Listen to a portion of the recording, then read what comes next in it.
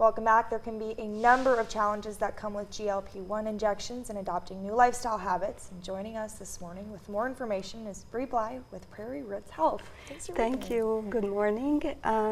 Yes, so GLP-1 was out in the market since 2005. And it's now widespread. Many manufacturers make different kinds under different names. Mostly it's used, or the first use was for diabetes care. So it decreases blood sugar levels.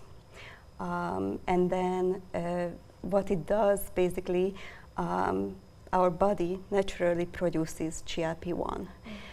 It's produced by the intestinal mucosa.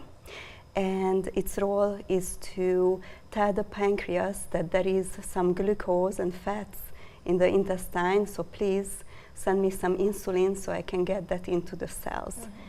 Now, when we talk about obesity, that mechanism decreases. So based on the percentage of body fat, that ability to feel that fullness from GLP-1 and to regulate appetite, it goes away.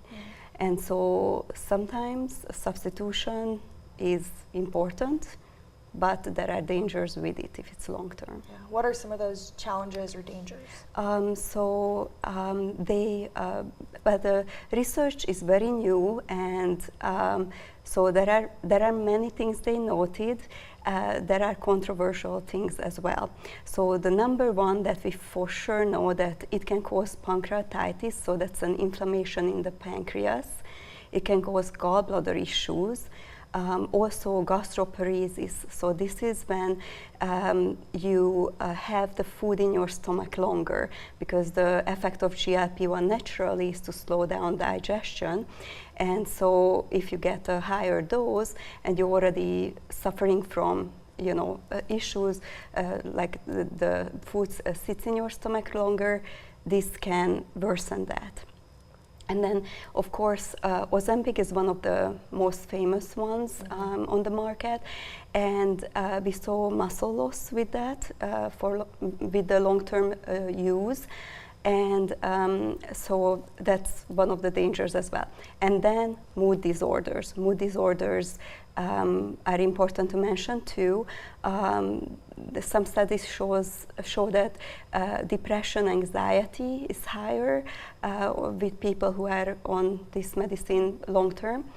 And there is also a term, the Ozempic personality, and that means just that they got depression, anxiety from that long-term use. Yeah, so kind of, taking all of that into account, what are some alternatives or recommendations maybe you have for people going through this? So I would recommend that everything that's the medical, everything when we start using hormones, to match that with a lifestyle change. So I think it's useful when people just want that quick result, but then not for long-term use. You need to learn how to manage it afterwards, right? Because weight gain is also another thing that when people stop GLP-1 and they are not doing any lifestyle change, they gain the weight back. And of course, it's harder to digest foods afterwards.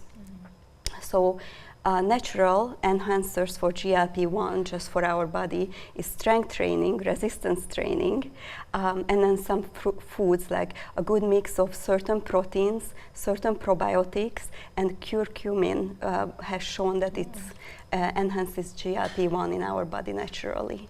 So, well, thank you so much for being here and kind of sharing a little bit about this. Yes, thank you so much. And we'll be back after the break.